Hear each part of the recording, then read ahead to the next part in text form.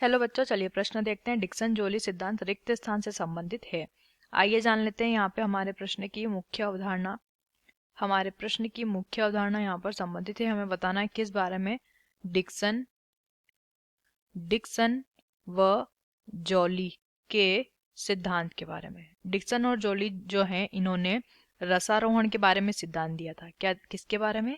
रसारोहण से संबंधित सिद्धांत इन्होंने दिया था। किससे संबंधित सिद्धांत दिया? रसारोहण से संबंधित सिद्धांत दिए, जिसमें इन्होंने सिद्धांत के दो बिंदु बताए। इन्होंने कहा कि ये जो रसारोहण की जो प्रक्रिया होती है, पहले समझ लेते हैं रसारोहण क्या होता है। रसारोहण के द्वारा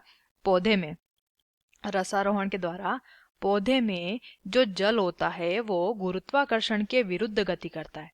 गुरुत्वाकर्षण की क्रिया के विरुद्ध गति करता है, यानी कि गुरुत्वाकर्षण ऊपर से नीचे की ओर लगता है, गुरुत्वाकर्षण बल। और पौधे में जो जल होता है वो जड़ से कहाँ पहुंचाया जाता है? पौधे के सभी भाग तक, यानी कि ये नीचे से ऊपर की ओर पहुंचाया जाता है। तो ये क्या हो गया? गुरुत्वाकर्षण के विरुद्ध ये प्रक्रिया होती है, इसी को रसारोहण कहते हैं। अब रसारोहण जो होता है वो जो है दो प्रक्रियाओं के ऊपर निर्भर करता है डिक्सन व जोली के अनुसार।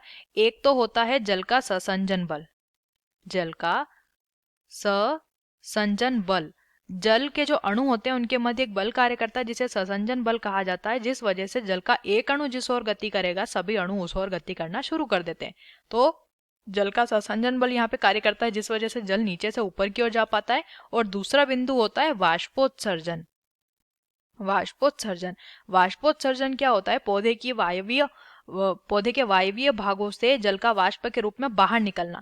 तो जब पौधे का अतिरिक्त जल बाहर निकलता है, जब पौधे का अतिरिक्त जल पौधे से बाहर जाता है, तो जो पौधे के भाग हैं उनमें जल की कमी आने लग जाती है। तो वही यह वाष्पोत्सर्जन ही क्या करता है? ये एक खिंचाव उत्पन्न करता है जड़ पर, या फिर एक तनाव बनाता है, जिस वजह से जल द्वारा और ज्यादा जल अवशोषित किया जाता है और ऊपर पहुंचाया जाता है। तो डिक्सन जोली सिद्धांत जो है वो किससे संबंधित है? रसारोहण से। आशा करते हैं आपको इस प्रश्न का उत्तर समझ आया होगा। धन्यवाद।